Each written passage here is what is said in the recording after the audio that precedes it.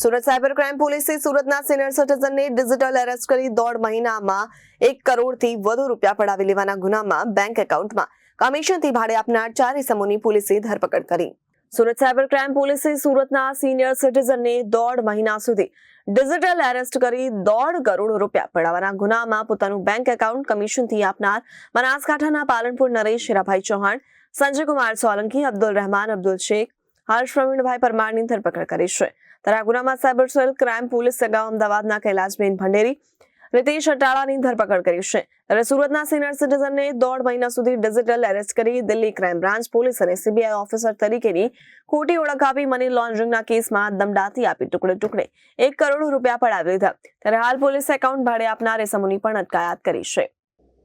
Police commissioner sir Surat city દ્વારા cyber crime સેલને આપવામાં આવેલી સૂચના અંતર્ગત જેઓની સાથે ડિજિટલ અરેસ્ટ થયું હોય એવા સુરત શહેરના નાગરિકોની ફરિયાદ સાયબર ક્રાઇમ સેલમાં નોંધીને જરૂરી કાર્યવાહી કરવામાં આવે છે. તે અંતર્ગત પાછલા દિવસોમાં સુરત શહેરના એક નિવાસી સાથે રિટાયર્ડ જે સિનિયર સિટીઝન પર્સન છે એમની સાથે 1 કરોડ 5 લાખ રૂપિયા જેટલી માતબર રકમનો સાયબર ક્રાઇમ ફ્રોડ થયેલો હતો, જેમાં તેમનું ડિજિટલ અરેસ્ટ સાયબર ક્રિમિનલ્સ દ્વારા કરવામાં આવ્યું હતું. અને એમને પૈસા બચાવવાના બહાને કે આરબીઆઈમાંથી બોલીએ છે અને પોલીસ બનીને અલગ અલગ રીતે કોલ કરીને એમને વેરિફિકેશન માટે મલ્ટિપલ ટ્રાન્ઝેક્શન્સ કરાવીને 1 કરોડ 5 લાખ રૂપિયા જેટલી રકમ આરબીઆઈના સેફ એકાઉન્ટમાં સેફટી માટે રાખવામાં આવશે અને પછી પરત કરવામાં આવશે એવો ઝાંસો આપીને તેમનું સાથે સાયબર ક્રાઇમ કરવામાં આવેલું હતું. ડિજિટલ અરેસ્ટ તેમનું લાંબા સમય માટે રાખવામાં આવેલા હતા.